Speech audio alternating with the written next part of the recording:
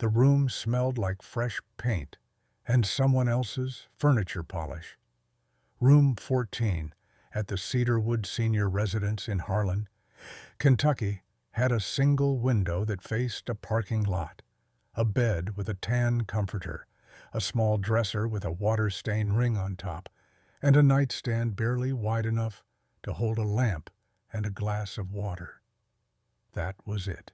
That was the room where Edna Mae Calloway, 81 years old, sat on the edge of a mattress that was not hers and listened to the sound of her son's car reversing out of the parking lot below. She did not go to the window. She already knew what she would see. She had 4 boxes, 1 suitcase, her winter coat draped over the back of the single chair. A framed photograph of her late husband, Walter, sat on the dresser because she had done that automatically, the way you reach for the salt before tasting your food. And on top of the dresser, next to the photograph, was the necklace. It sat in a small velvet pouch the color of dried moss, the same pouch it had lived in since 1971. She hadn't worn it in years. Her fingers didn't cooperate as well with the clasp as they once had, and the chain was too delicate for her to manage without a mirror and good light and patience she rarely had any more. But she always kept it close. She had packed it herself the morning her son Dennis came with his wife, Renata, and the U-Haul trailer, before they had time to go through everything the way they went through everything, with efficiency, with labels, with the particular cruelty of people who believe they are being practical. Dennis had looked at the pouch when she placed it in her coat pocket. "What's that?" "The necklace," she said, "from your grandmother." He had not asked anything further. He had gone back to carrying boxes. Renata had said later, when they were in the kitchen deciding which dishes to keep and which to send to Goodwill, "Mama, you know you don't need to bring old jewelry to a place like this. It just gets lost." She had said it the way you tell a child they don't need to bring their stuffed animal on a school trip. Patient, slightly condescending, already decided. Edna had not argued. She had learned in the past 14 months that arguing with Dennis and Renata was like pressing your hand against a stream. It felt like resistance, but moved nothing. She sat now in room 14 and listened to the parking lot go quiet. The velvet pouch was still in her coat pocket. She could feel the slight weight of it from across the room, the way you can feel a person watching you from behind. She did not cry. She was too old for that particular comfort. What she felt was more like a low, steady pressure behind her sternum, like a door being held closed from the other side.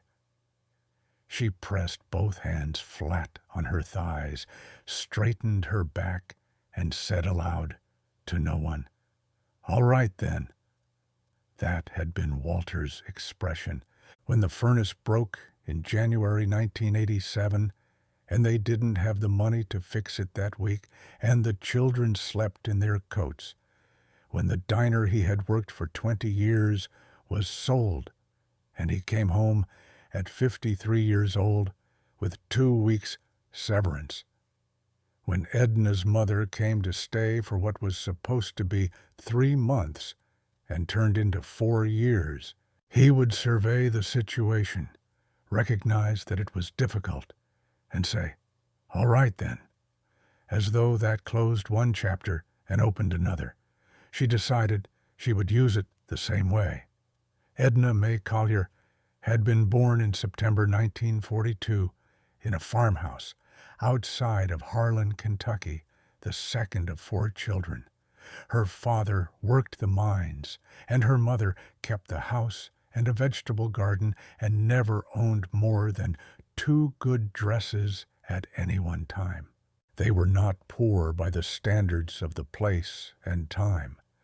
They were simply people who understood the value of things, who mended rather than replaced, who finished what was on their plates, who did not discuss money in front of company. She had been quick in school, quick at numbers especially, the kind of quick that her teachers noticed and her parents were proud of, without quite knowing what to do with. She graduated high school in 1960, which was better than most of the girls she knew, and went directly to work as a bookkeeper for Harlan Feed and Supply on Cumberland Avenue. She was good at it. She was methodical and honest, and she had a memory like a clean ledger, nothing erased, nothing misplaced. She met Walter Calloway at a church social in the spring of 1963. He was broad-shouldered and quiet, a man who listened more than he spoke, who laughed slowly and meant it every time. They married in October of that year and moved into the house on Sycamore Hill Road that Walter's parents had deeded them, a white clapboard 2-story with a covered porch and a backyard that Walter immediately began trying to make into a vegetable garden with uneven success. Their son Dennis came in 1965. Their daughter Patricia, Patty, came in 1968. The years that followed were not dramatic years. They were years of the kind of steadiness that looks boring from the outside and feels from the inside like something you built with your own 2 hands. Walter worked the rail depot. Edna went back to bookkeeping once both children were in school, eventually moving to a position at the county tax office, where she stayed for 19 years. They paid off the Sycamore Hill house in 1991. They helped Dennis with his first 2 years of community college, and then with the deposit on his apartment in Lexington. They helped Patty with her wedding in 1993, which was more expensive than it needed to be, but Patty had wanted what she wanted. They never complained about any of it. That was Edna's genuine flaw, if it could be called that. She was so practiced at not complaining that she never developed the habit of asking for what she needed either. She mistook endurance for strength and silence for peace. By the time she understood that these were not the same things, she was 76 years old, and Walter had been gone for 3 years, and the habit was too deeply grooved to change. Walter died in January 2019, after a brief illness that moved faster than any of them expected. He was in the hospital for 11 days. On the 8th day, he held Edna's hand and told her she was the best thing that ever happened to him, and she told him the same, and they both meant it completely. And then he was gone. After Walter, the house on Sycamore Hill felt different, not empty. She was not a woman who confused quiet with emptiness, but different. The way a room feels when you remove a piece of furniture you'd had so long you'd stopped seeing it. You don't notice what it was doing until you notice the shape of its absence. She managed. She had always managed. She kept her morning routine. Up at 6:15, coffee while the news was on, a walk around the block if the weather allowed, the crossword after breakfast. She kept her house the way she'd always kept it, not immaculate, but orderly, the order of someone who knows where everything is and why. She cooked real meals. She paid her own bills. She called her grandchildren, Dennis's 2 sons, Marcus and Tyler, on their birthdays and at Christmas, and they called her back with the mild, distracted affection of young men in their 20s, with better things to do. The first sign that things were shifting came in the summer of 2021. Dennis drove down from Lexington to visit, which he did 3 or 4 times a year. He walked through the house with a particular kind of attention she hadn't noticed before. Not the attention of a son seeing his childhood home, but the attention of someone estimating. He paused in the hallway. He stood in the doorway of the back bedroom for a moment longer than seemed natural. "Mom," he said over dinner, "have you thought at all about whether this house is still practical for you?" She had set down her fork. "It's practical for me," she said. "I've lived in it for 58 years. He nodded, said he just wanted to make sure she'd thought about it. She'd thought about it. The conversation didn't go anywhere that night, but it had opened something, the way a crack in a wall opens. Slowly, then not slowly at all. By the fall of 2022, the conversations had a different shape. Renata was involved now. Renata was a capable woman who managed a dental office in Lexington and had strong opinions about efficiency and what she called getting ahead of problems. She began driving down with Dennis and sitting at Edna's kitchen table with a kind of careful pleasantness that Edna recognized as professional. Renata had once told her that you could say almost anything to a person if you said it gently enough. "We're just thinking about what makes the most sense long term," she would say. "The house is a lot of maintenance for one person." "I maintain it fine," Edna said. "Of course you do. We just think," and Edna would listen, because she had always listened, and the conversation would end without resolution, and Dennis and Renata would drive back to Lexington, and Edna would sit in her kitchen with her second cup of coffee and the quiet feeling that something was being decided without her. Patty, for her part, lived in Cincinnati with her husband Rob and her 2 daughters. She called once a week, which was more than Dennis called, but the calls were shorter than they used to be. When Edna mentioned what Dennis and Renata were saying, Patty was quiet for a moment, and then said, "Well, Dennis is closer to the situation," as though proximity made his opinion more valid than Edna's own. What Edna didn't know then, what she would learn later from a phone call she wasn't supposed to hear, was that Dennis and Patty had already talked extensively about the house, that they had discussed what it might sell for, that the number they had agreed on was somewhere around $400,000, and that they had already spoken, provisionally, to a real estate agent in Harlan named Carl Desmond. She had been sitting in her kitchen the whole time, just on the other side of the wall. The necklace had come to her in the autumn of 1979.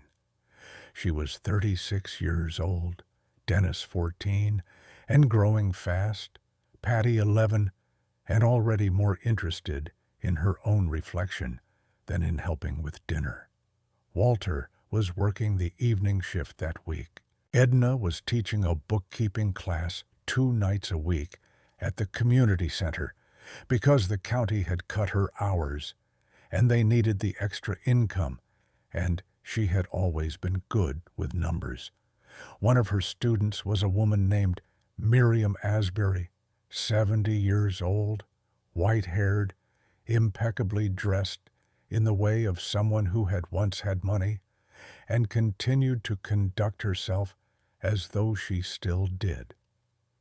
Miriam drove herself to class in a tan Oldsmobile that was older than most of her classmates. She sat in the front row. She was meticulous and slow and asked excellent questions. After the third class, Miriam had stayed behind to ask Edna about an invoice discrepancy in her late husband's business records, which she was trying to organize before selling the property. Edna had stayed an extra hour helping her. They had done this 3 more times over the following weeks. Edna had never charged her for the extra time. In November, Miriam came to class with a velvet pouch. "I want you to have this," she said, setting it on the desk in front of Edna after the other students had left. Edna opened it carefully. Inside was a necklace, a fine gold chain, clearly very old, with a pendant, a deep blue stone set in a handcrafted mounting of yellow gold, surrounded by a ring of small, bright stones. It was beautiful in a restrained way. It looked like something from another era, which Edna would later understand. It was. "Miriam, I can't take this," she said. "You can. I want you to have it." The old woman's voice was practical, not sentimental. "My husband gave it to me in 1948. He bought it at an estate sale in Philadelphia. He paid more for it than he should have at the time, because his mother told him it was a foolish thing to do. And so naturally, he did it." A slight smile. "I've worn it perhaps a dozen times. I don't have daughters. My son's wife doesn't want it, and I don't want it going to someone who doesn't understand old things." "I don't know that I understand old things," Edna said. "You understand the value of things," Miriam said, which was different. "Don't alter it. Don't take it apart and reset it. And if you ever need to know what it actually is, take it to someone who deals in antique jewelry, not a chain store, someone who knows estate pieces." Edna had taken the necklace. She thanked Miriam. She wore it to church the following Christmas, and Walter had looked at her and said she looked like a woman in a painting. She had kept Miriam's instructions without fully understanding them. The part about not altering it, the part about someone who knows estate pieces. She had assumed they meant, "This is old and delicate. Don't let anyone break it." She had not understood them as a key. Miriam had died in the spring of 1981. The community center had sent a card around for people to sign.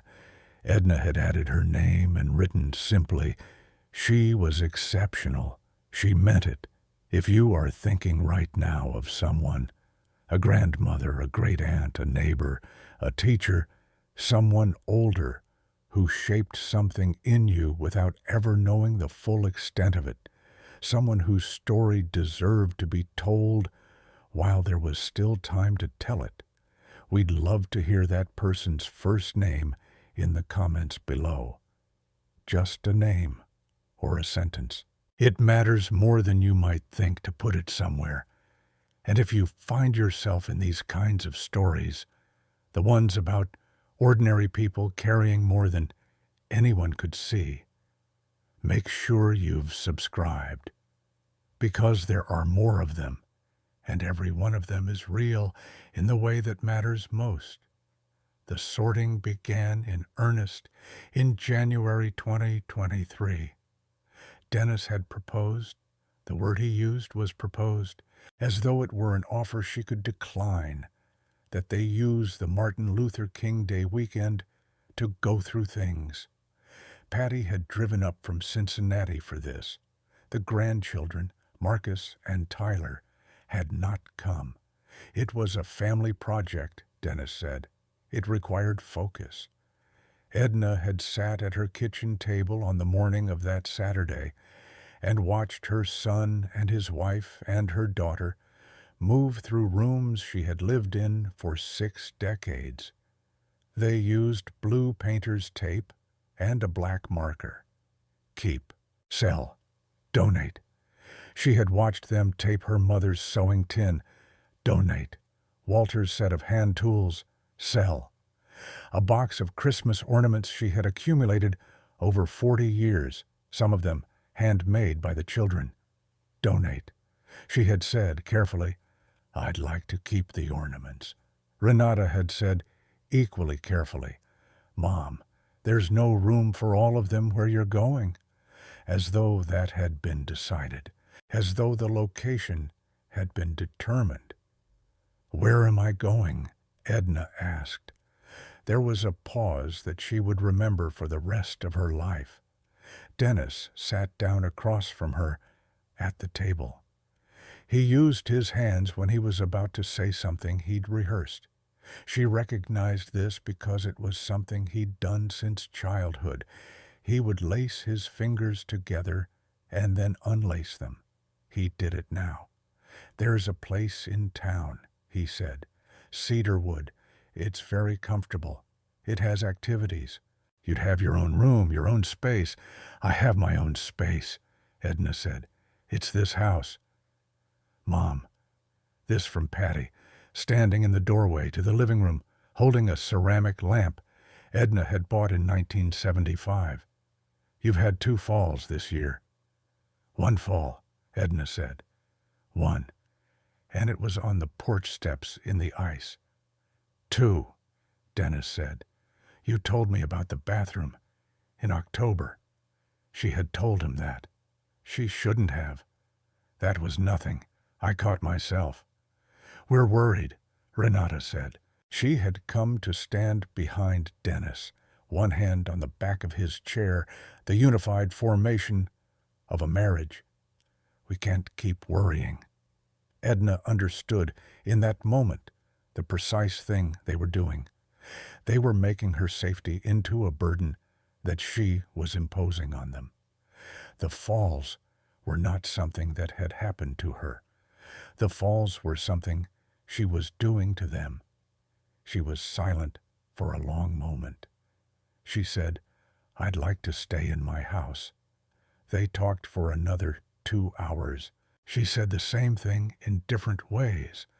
By the end, the decision had been made for her the way decisions had been made in that room all winter, through patient repetition and the slow erosion of alternatives, until the thing they'd planned from the beginning appeared to have emerged through reasonable discussion.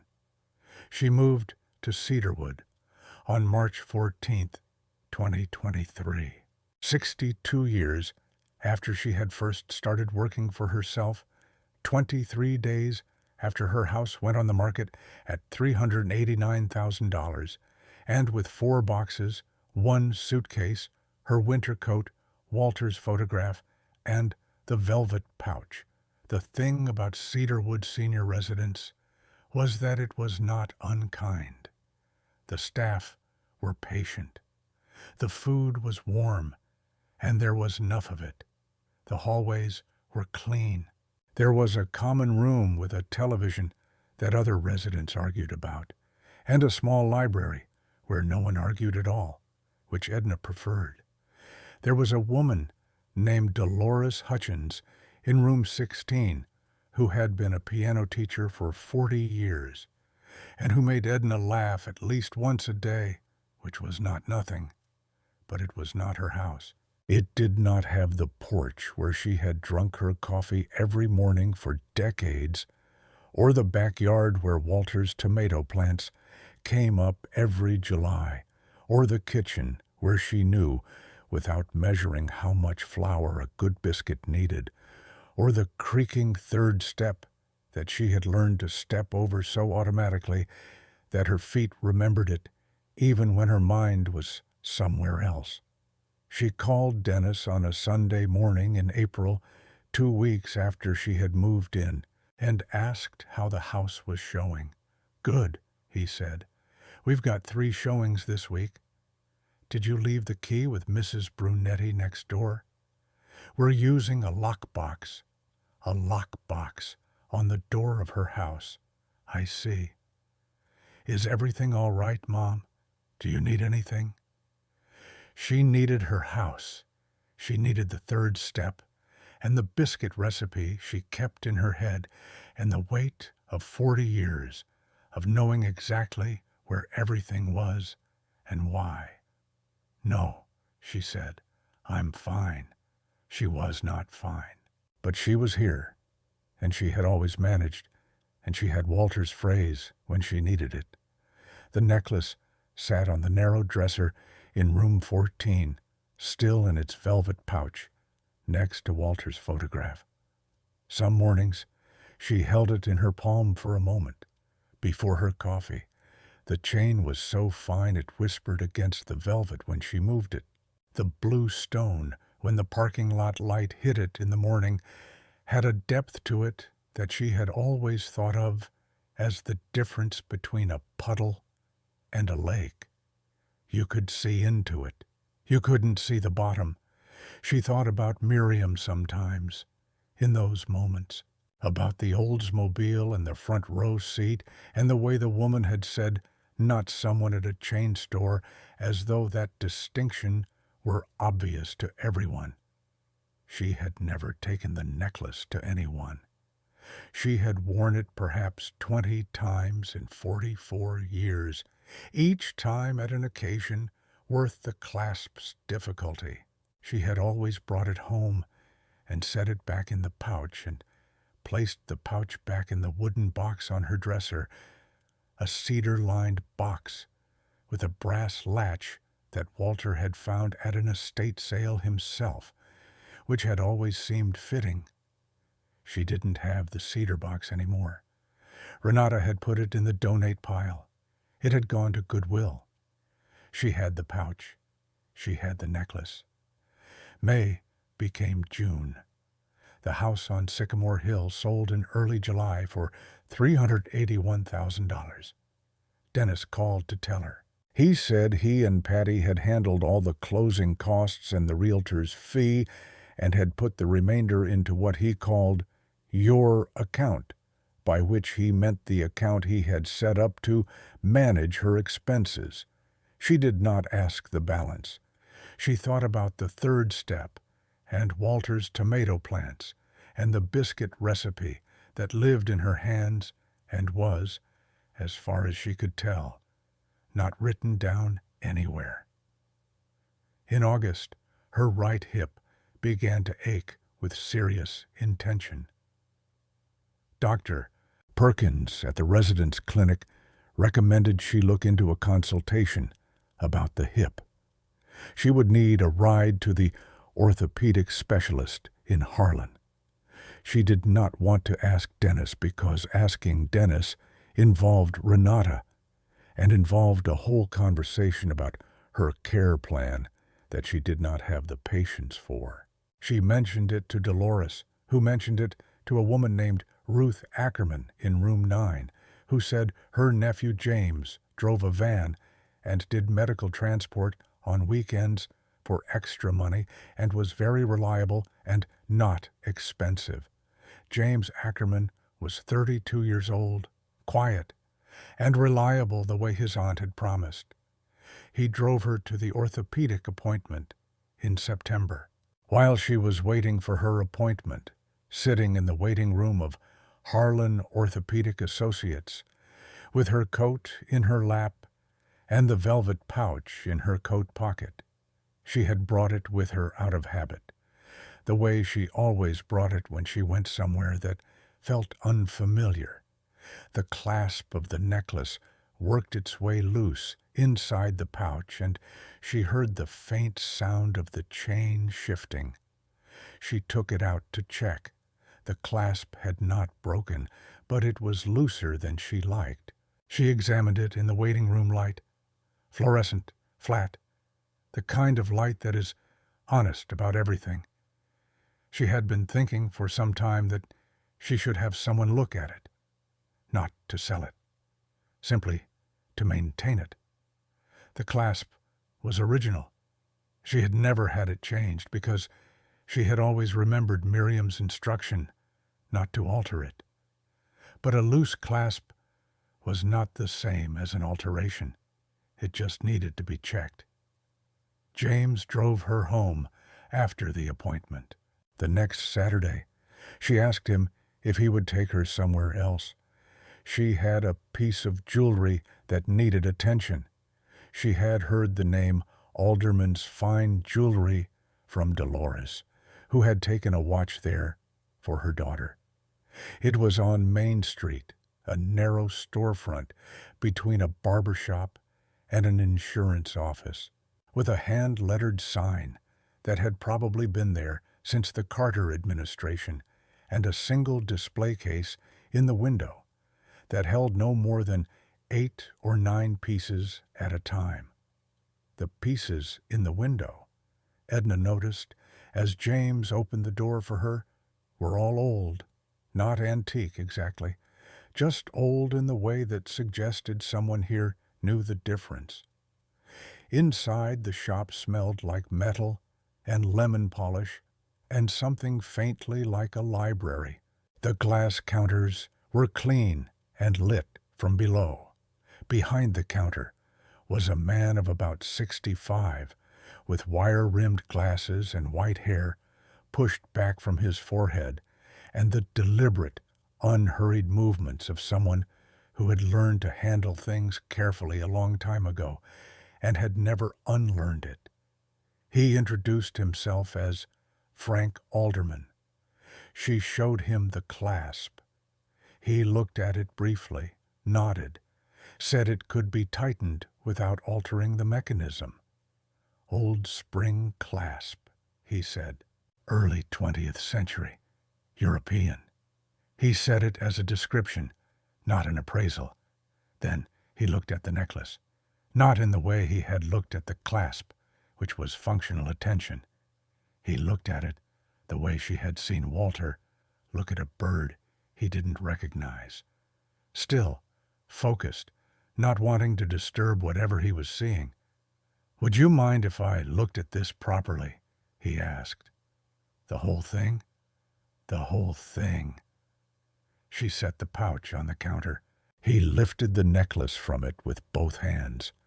Not 2 fingers, not casually, but with the full and careful attention of both palms, and carried it to a light at the back of the counter.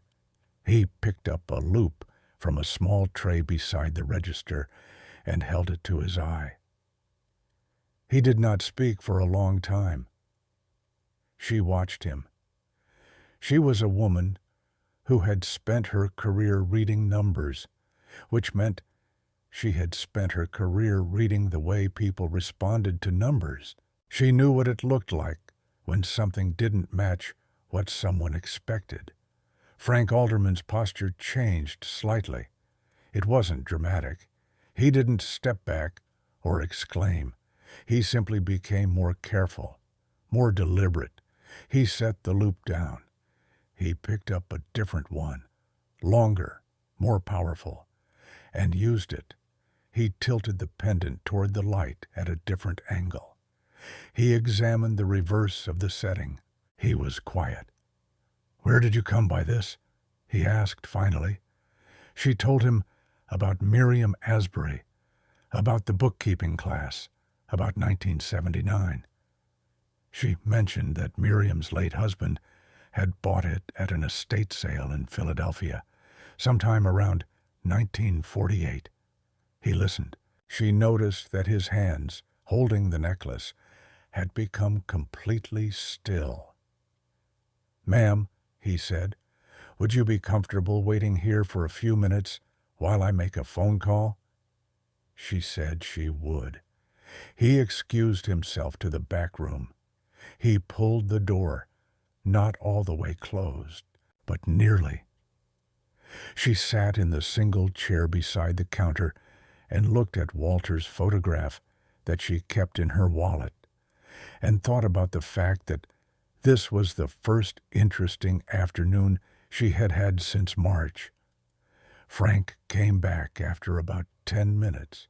He set the necklace on the counter between them, on a small square of black velvet he had brought from the back room, He pulled the stool out from behind the counter and sat down on it, so they were closer to the same height. "I want to be careful with what I tell you," he said, "because I could be wrong. And a thing like this requires more examination than I can give it today. But I want to be honest with you, because you should know what you may be holding." "All right," she said. "That stone," he said, "is almost certainly a cashmere sapphire." She heard the words. She understood them individually. She was not entirely certain she understood them together. "A sapphire," she said. "A cashmere sapphire," he said. And the distinction, she could tell, mattered enormously to him. They come from a single region in northern India. The mines were essentially exhausted by the 1930s. There's almost no natural supply left. The color, he gestured toward the pendant, that particular blue, with what gemologists call a velvety quality, is nearly impossible to replicate. Synthetics look different under magnification. Treatments look different. This stone, as far as I can determine, is untreated, and it's large. I'd estimate somewhere between 7 and 8 carats. He paused to let that settle.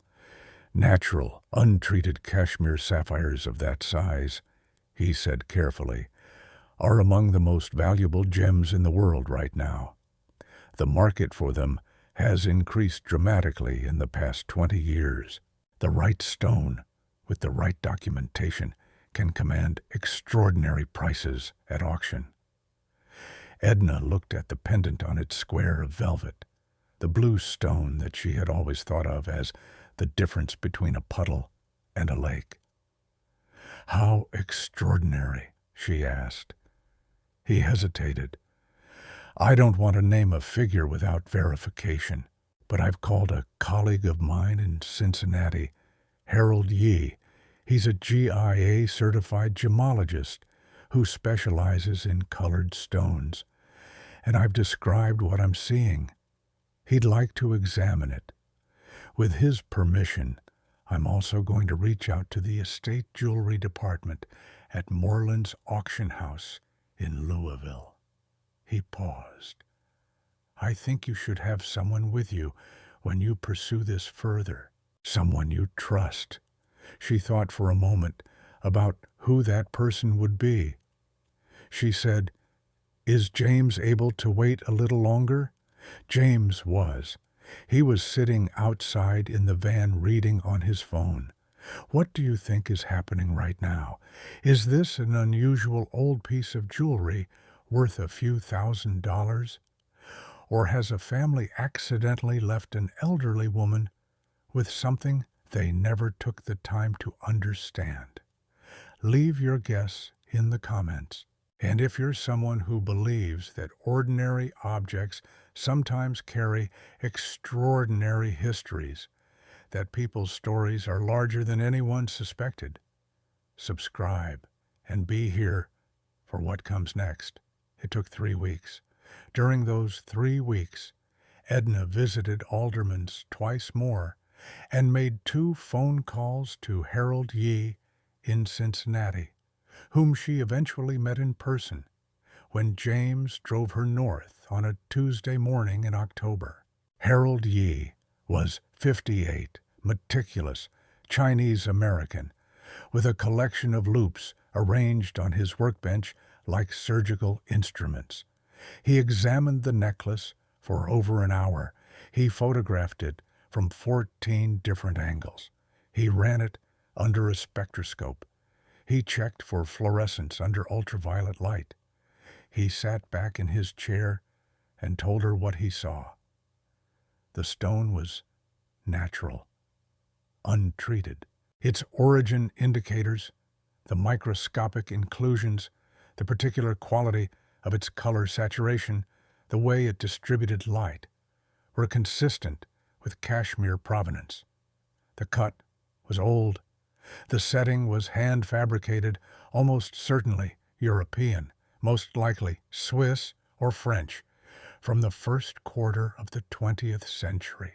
The maker's mark on the reverse, a small, stylized symbol she had never thought to examine closely, was consistent with marks used by a small number of high-end European jewelry workshops before the Second World War.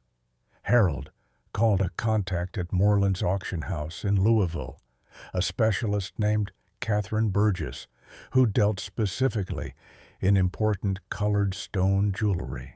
Catherine drove to Harlan 2 weeks later and sat in Frank Alderman's back room with the necklace and a briefcase of reference materials and a laptop open to auction archives.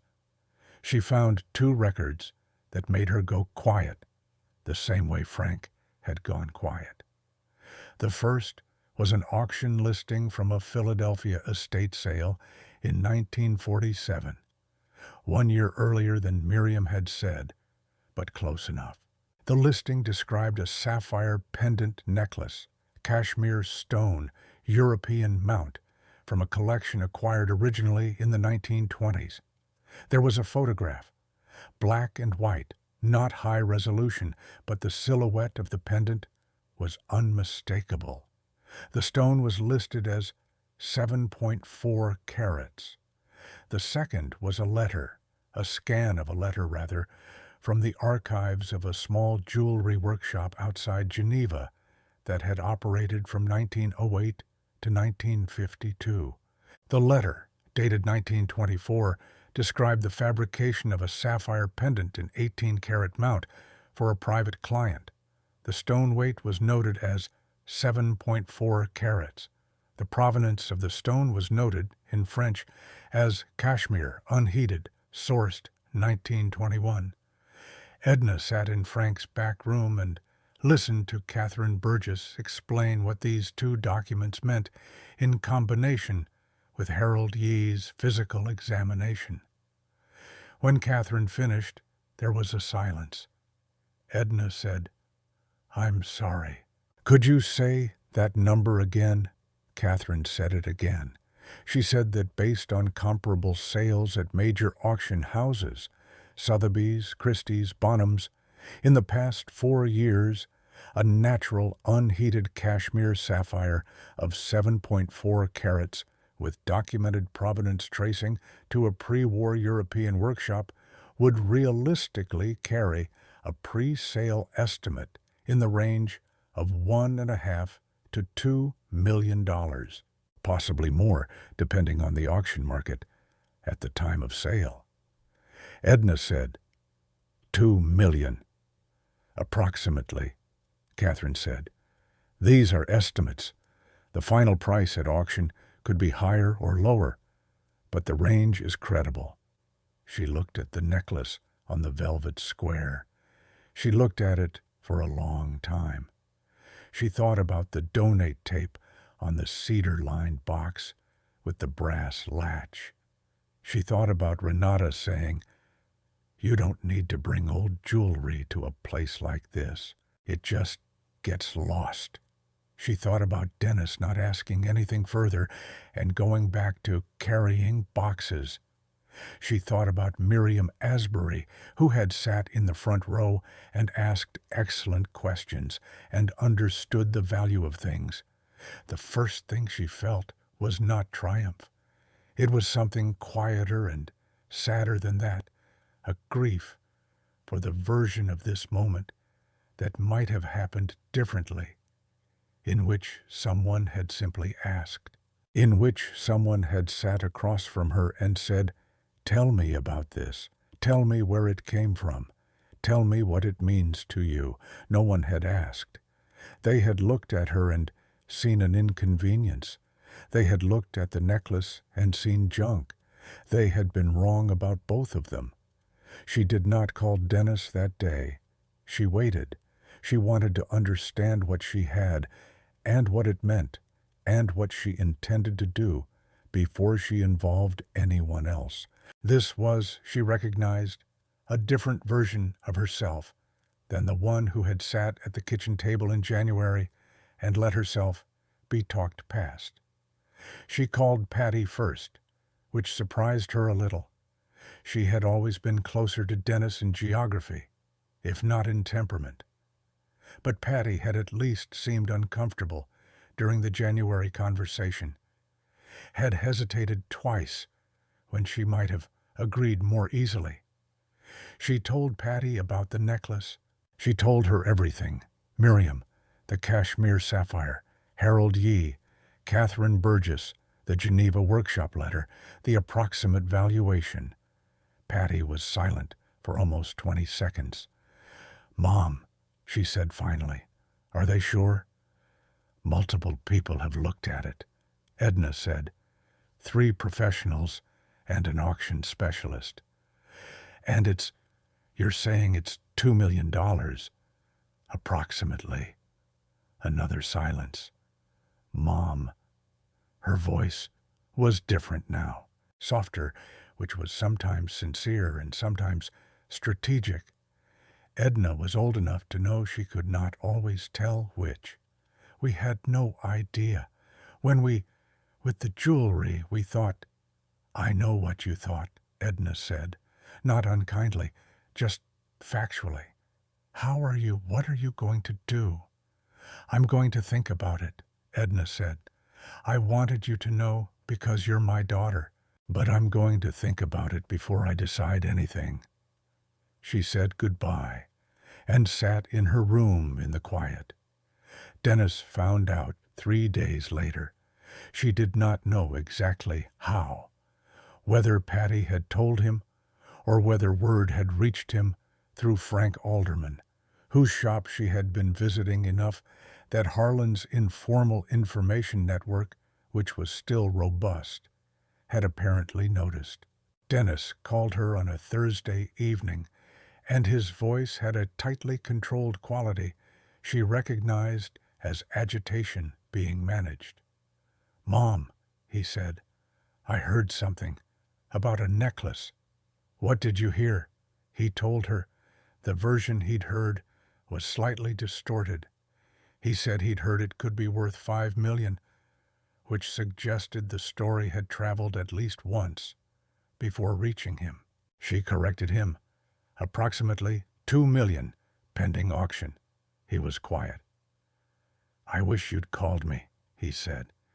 She thought about the lockbox on her door, the donate tape on the cedar box, the account he managed.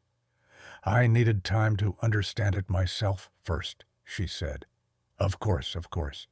His voice was warm now, warmer than it had been in months, with the specific warmth of someone adjusting their approach to a conversation. "Listen, Mom, we should talk about this properly. This is a significant. We should be involved in this. As a family, we should be involved." She noticed the shift. "It's my necklace, Dennis," she said. "Of course it is. I just mean for your protection.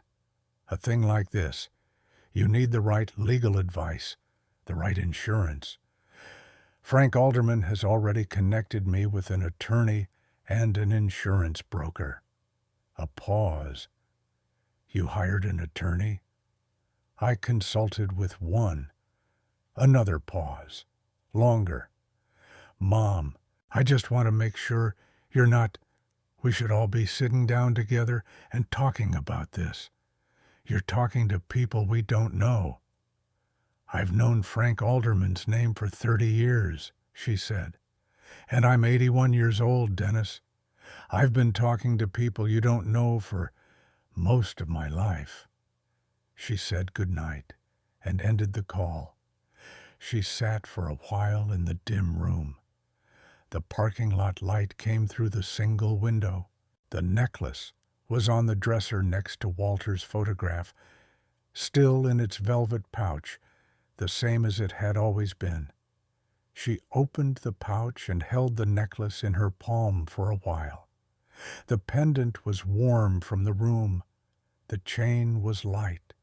The blue stone looked the same as it always had, the same it had looked in Miriam Asbury's hands in 1979, the same it had looked at Christmas when Walter said she looked like a woman in a painting. It had always been worth $2 million. It had been sitting in that pouch worth $2 million, while she sat at the kitchen table, while her house was sorted into keep and sell and donate piles. It had been worth $2 million when Renata said it would just get lost in a place like this. The necklace had not changed. She had not changed. What had changed was that now there was a number attached, and numbers, she had spent her whole career learning, made things visible to people who hadn't been looking. She put it back in the pouch. All right, then. The following week Renata drove down alone, without Dennis, which was unusual.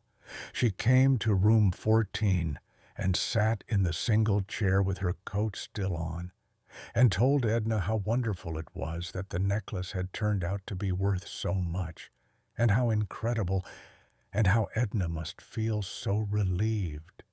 She said the word family several times. She said our family, and as a family, and for the sake of the family. Edna listened. She had spent her career working with numbers. She knew that when someone said family as often as Renata was saying it, what they were usually talking about was money. We had no idea it was so valuable, Renata said. Otherwise, we would have been so much more careful. Careful about what? Edna asked. Renata paused. Well, about everything. The move, the house. We were just trying to make things simpler for you. You were making things simpler for yourselves, Edna said, not with anger, with the same flatness she had used for decades when reviewing a discrepancy in a ledger. This is what the numbers say. The house sold for $381,000, Renata. I signed documents I didn't write. I moved into a room I didn't choose. I watched things that mattered to me go into boxes I didn't pack. All of that happened because it was convenient. Mom, Renata's voice shifted toward the careful pleasantness. I think we all could have handled things better. Edna said. The necklace. We just want to make sure you have the right support around you with something this significant. I have support, Edna said. Frank Alderman, Harold Yee, an attorney named Marie Collins. I have support. Renata left an hour later. Her goodbyes were warm, but her face, Edna noticed, was doing something complicated. Dennis came down the following Saturday with both his sons, Marcus and Tyler. Edna had not seen her grandsons since Christmas. Marcus was 26 and worked in logistics in Lexington. Tyler was 23 and was finishing a degree at UK.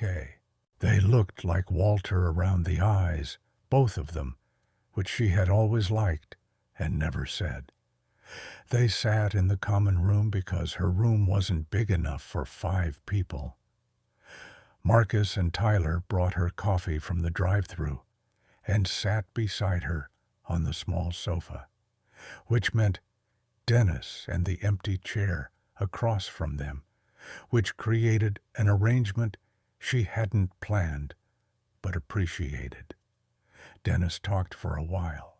He said again that he wanted to make sure she had the right people around her. He mentioned the word estate twice.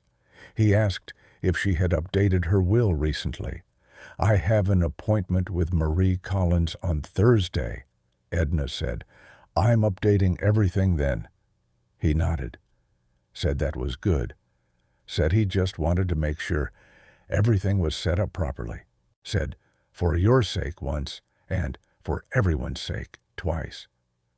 Tyler, who had been quiet, said, "Grandma, are you happy where you are?" Dennis looked at his son. Edna looked at her younger grandson. He had Walter's eyes, and also, she realized, Walter's directness, the quality of asking the question that was actually in the room. "No," she said honestly, "but I'm managing." "If you had the choice," Tyler said, "where would you want to be?" The room was quiet. "I would want to be in my house," she said, "but that ship has sailed." "There are other houses," Tyler said. Dennis said, "Tyler, I'm just asking what she wants," Tyler said. He wasn't loud about it. He said it the way Walter would have said it. "This is what I mean. Is there a reason we're not talking about it?" The attorney, Marie Collins, was 44 years old and had a practice in Harlan that specialized in elder law and estate planning. She had been recommended by Frank Alderman, who had used her when his own father's estate was contested. She was direct without being harsh, which was what Edna needed. They met on a Thursday morning. Edna laid out the situation, the house, the move to Cedarwood, the necklace, the valuation, her children, the accounts Dennis managed. Marie Collins listened. When Edna was finished, she said, "Let's talk about what you want." It was the same question Tyler had asked. It was a question no one had asked her in well over a year. "I want to be independent," Edna said. "I want to make my own decisions. I want to live somewhere I choose and have money I can access without asking permission." "That's achievable," Marie said. They talked for 2 hours. Marie explained that the necklace was clearly Edna's property. It had been given to her personally, with no conditions, and she had possessed it for 44 years. There was no legal mechanism by which her children could claim ownership. The financial accounts Dennis managed were accounts Edna had authorized him to manage and could unauthorize at any time. "Has he taken money from those accounts that wasn't authorized?" Edna asked. "Do you believe he has?" She thought about it. "No," she said. "I don't think he's dishonest. I think he made decisions he believed were right and stopped checking whether I agreed with them." "That's a distinction worth maintaining," Marie said. Edna did not need to sell the necklace immediately. What she needed was an insurance policy in place, which Frank had already arranged, and a clear estate plan that reflected her actual wishes, which Marie drafted over the following 2 weeks. She also needed a place to live that she chose. She found the apartment through Ruth Ackerman in room 9, who had a cousin who managed a small building on Tanner Street, 6 blocks from where Edna had worked at the county tax office for 19 years. The building was brick, 3 stories, built in the 1940s. The apartment on the 2nd floor had 2 windows that faced east and a small kitchen with enough counter space to actually cook in. It had a 3rd step that didn't creak. She signed a lease in November 2023. She moved in on a Saturday with help from James Ackerman, Dolores from room 16, who insisted on supervising from a lawn chair she brought herself, and Tyler, who had driven down from Lexington and carried boxes without being asked and without discussing money once. She placed Walter's photograph on the windowsill, where the morning light reached it. She put the cedar-lined box, she had found one, nearly identical, at an antique shop on Cumberland Avenue in October, with a brass latch that worked the same way, on her dresser. Inside it, she placed the velvet pouch. She stood in the kitchen and made biscuits without measuring anything. They were right. She did not sell the necklace immediately. She took several months. She talked to Catherine Burgess at Moreland's about the auction process and to a specialist at a second auction house in New York that Catherine recommended. She made no decisions under pressure and no decisions in the presence of her son. In the spring of 2024, she consigned the necklace to Moreland's auction house in Louisville for their May important jewels sale. Catherine Burgess had been right about the estimate. In the room on a Saturday afternoon in May, watched remotely by Harold Yee in Cincinnati and by Frank Alderman, who drove up himself and sat in the back of the gallery.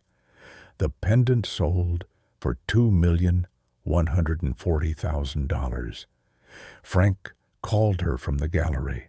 He said the number and then stopped talking because he was a man who knew when silence was the right thing. She sat in her kitchen on Tanner Street and heard the number. $2,140,000. She thought about a farmhouse outside of Harlan and a father who worked the mines and a mother with two good dresses. She thought about a bookkeeping class in 1979 and a white-haired woman in a tan Oldsmobile who sat in the front row and asked excellent questions. She thought about Walter saying she looked like a woman in a painting. She thought about the cedar-lined box in the donate pile. She pressed both hands flat on her thighs. She straightened her back. She said, "All right then." After taxes and auction house fees, she had approximately $1.5 million. Marie Collins helped her structure it in a way that would support her independence for the remainder of her life and leave meaningful amounts for the purposes she had decided on. She did not give any of it to Dennis. She did not give any of it to Patty. She was not cruel about it.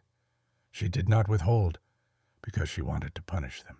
She withheld because she had decided calmly and without drama that she was not obligated to reward people for reconsidering their behavior after the money appeared. Her children had not abandoned her out of malice. They had done something more ordinary and in some ways more troubling. They had stopped seeing her. They had looked at an 81-year-old woman with a bad hip who needed a ride to doctor's appointments and had done the math of inconvenience and made their decision. They had not asked who she was or what she had carried or why an old woman in a tax office for 19 years might understand the value of things. She was willing to have relationships with them. She was not willing to pretend the previous year had not happened. She told Dennis this on a Sunday phone call. Simply and without cruelty, she said, "I love you. I know you believed you were doing something sensible, but you made a decision about my life without my consent.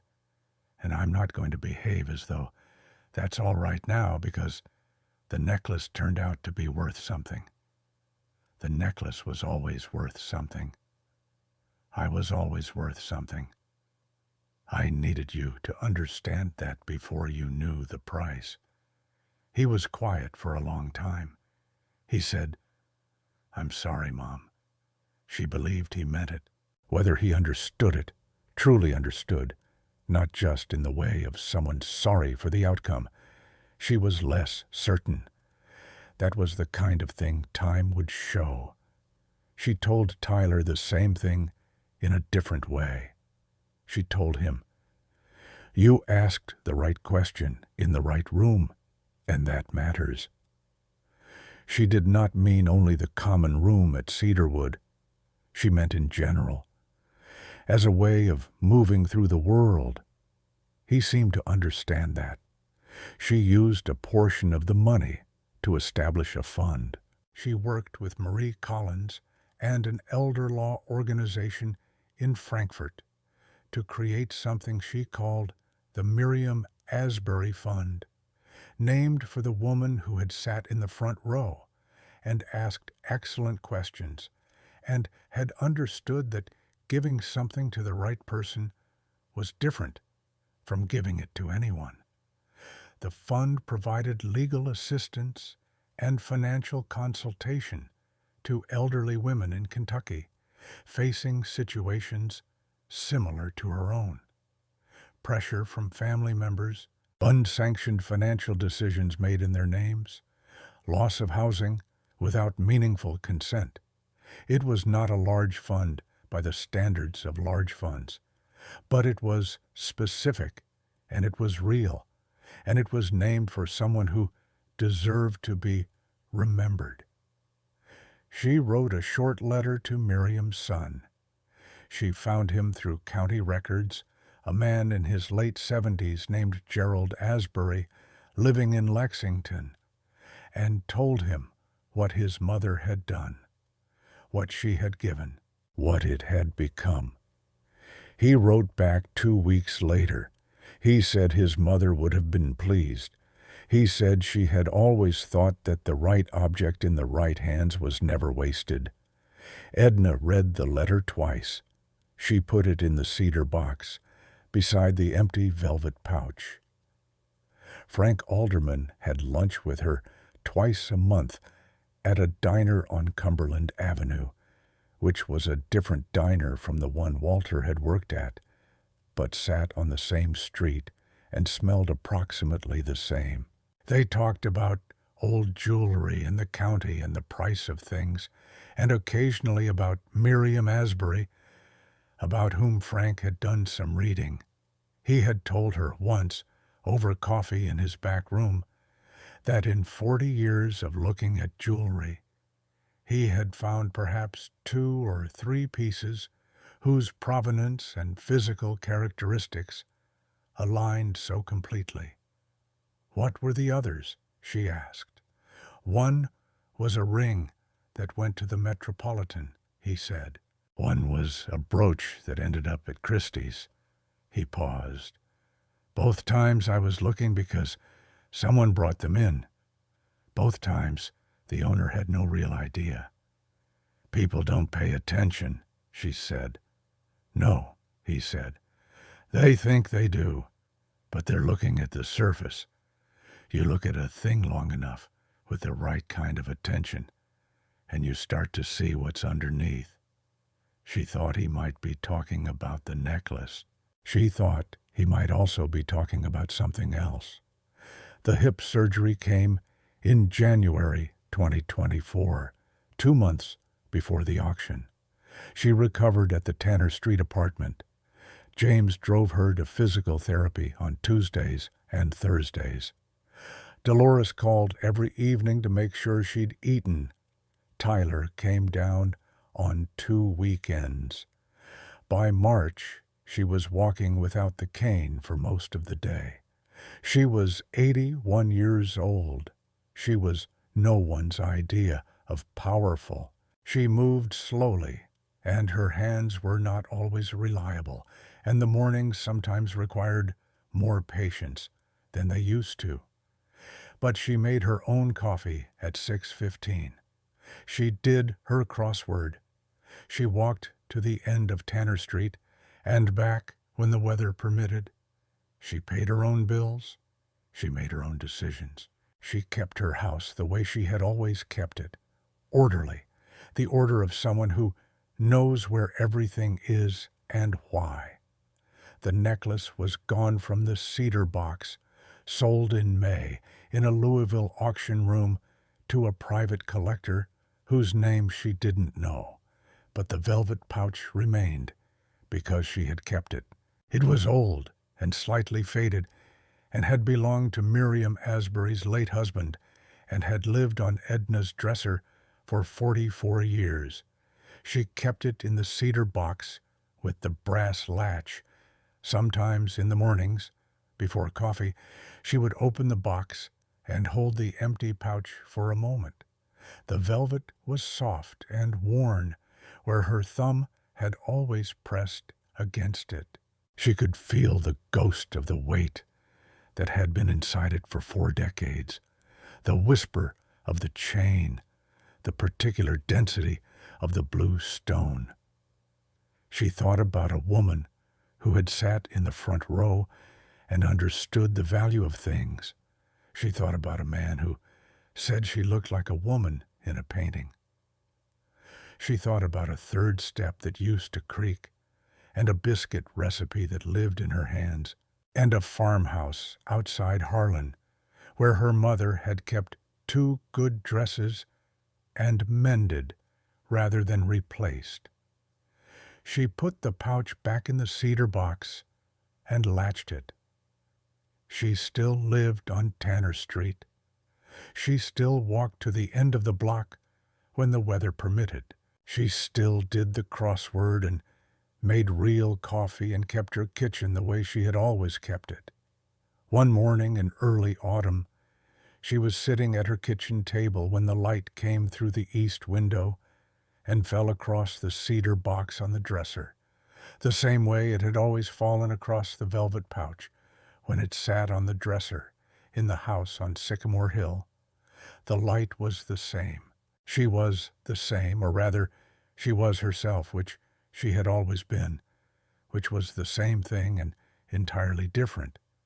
She sat with her coffee and thought about how long the necklace had sat on a dresser, being worth $2 million, while no one paid attention. And she thought about how long she had sat in that house, being worth considerably more than that, while no one paid attention either. The cedar box caught the light. The brass latch gleamed. She was not a woman who had found an expensive necklace. She was a woman who had lived a whole life, who had sacrificed and worked and endured and kept faith with herself through decades that would have worn down someone less careful. She had carried it all, her values, her memories, her knowledge, her dignity, the way the velvet pouch had carried that stone quietly for 44 years. Nobody had thought to look. Their mistake. She took a sip of her coffee. All right, then. Now we'd love to hear from you. If someone treated you as though your value only mattered after they discovered what you possessed, would you let them back in? And would your answer change if they said they were sorry and meant it? Leave your thoughts in the comments. Every answer matters. And if you believe that the most important things about a person are the ones nobody bothered to look for, subscribe. Because there are more stories like this one. There always are.